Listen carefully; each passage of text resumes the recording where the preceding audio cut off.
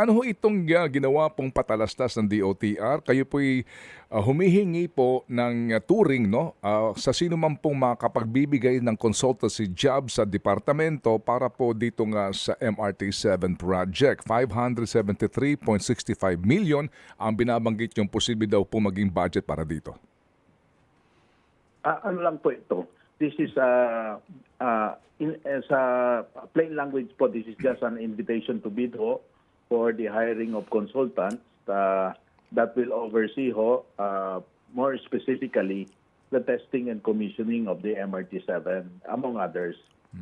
Kasi ho nasa patapos na po yung malaking bahagi po ng MRT-7 at tina-target po natin na maging operational ito by the end of this year, 2025. So ang pinaka-critical po dito ay yung testing and commissioning. So tayo po ay humihingi po ng tulong po ng mga consultants po, yung mga specialista po dito sa rail upang tulungan po tayo mag-evaluate sa testing and commissioning kung magkakaroon po ito ng problema at specifically also doon sa safety aspect po ng MRT-7. Ito po ay isang normal po na gawain po natin sa mga rail projects. Lahat po ng mga rail projects natin, may mga consultant po ito, mga espesyalista po, lalo na ho sa electromechanical, sa signaling, sa power, sa track, and also yung mga structural integrity po ng civil works natin. So, yun po ang ginagawa po natin ngayon. Opo. Testing and commissioning alone, wala po ba doon sa inyo pong bid invitation na nagsasabi din na kung maaari ay isama yung review design sa mga changes sa MRT-7?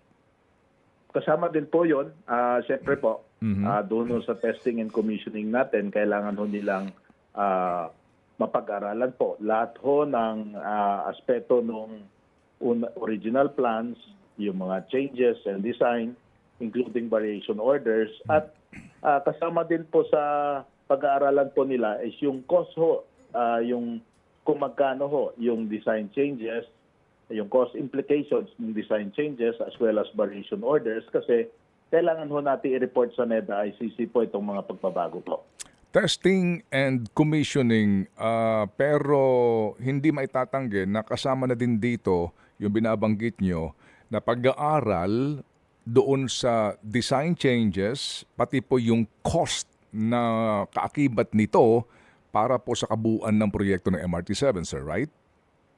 Yes po, tama po. Sige, okay. So, testing and commissioning muna pag-usapan po natin. Ito pong budget na ito, saan kayo humugot nito, sir? Saan po nanggagaling ito? Ito po ay shouldered po ng proponent sa SMC po. Ang panggagalingan po ng gastos nito. Gastos po ng SMC itong pag-hire po natin ng consultant.